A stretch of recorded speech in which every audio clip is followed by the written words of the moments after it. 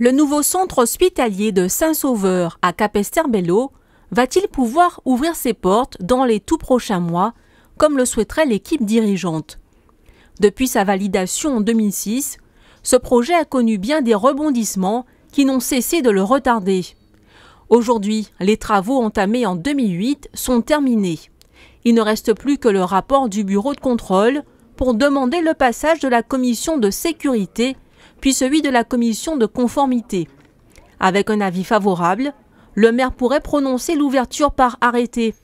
Dès avril ou mai, l'établissement pourrait déménager et commencer à fonctionner sur de nouvelles bases, car il n'y a pas que les murs qui changent. Aujourd'hui, on va effectivement créer un EHPAD de 102 places. Oui, ça c'est nouveau.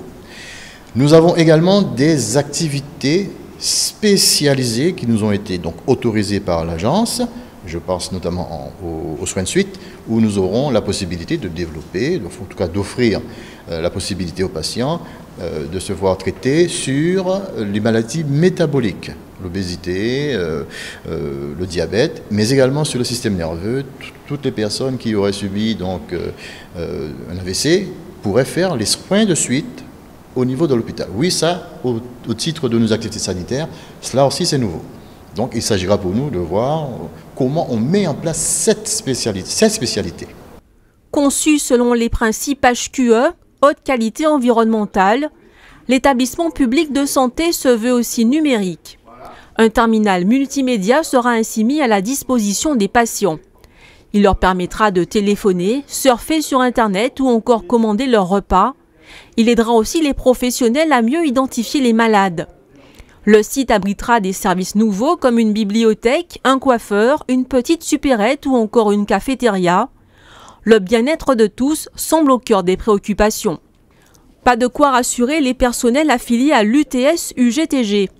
Le syndicat a refusé de signer le protocole de fin de conflit proposé par la direction suite à la grève initiée en collaboration avec la FSAS-CGTG, au motif qu'il ne tient pas compte de son protocole de transfert, document qui permettrait de formaliser les futures conditions de travail des agents et que la direction affirme non réglementaires. Nous lui avons montré des modèles de protocoles de transfert qui ont été signés aussi bien par l'ARS, par le CHU et même par le CHBT.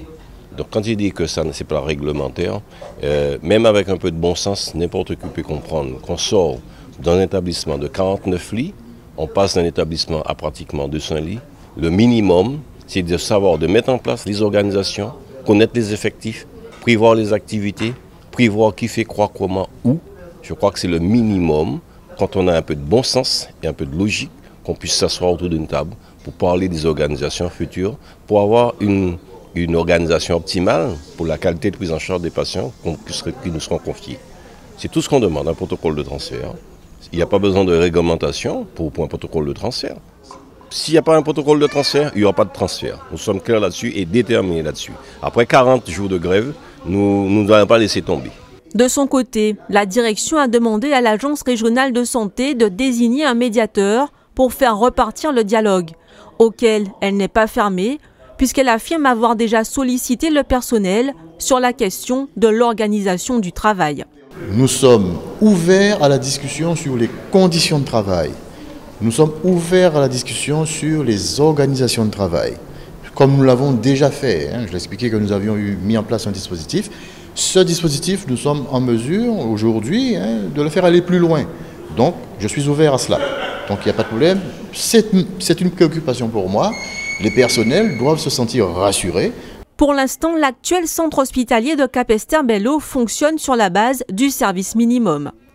L'aménagement dans le nouveau site, qui a coûté 76 millions d'euros au lieu des 68 prévus, pourrait bien devoir attendre encore.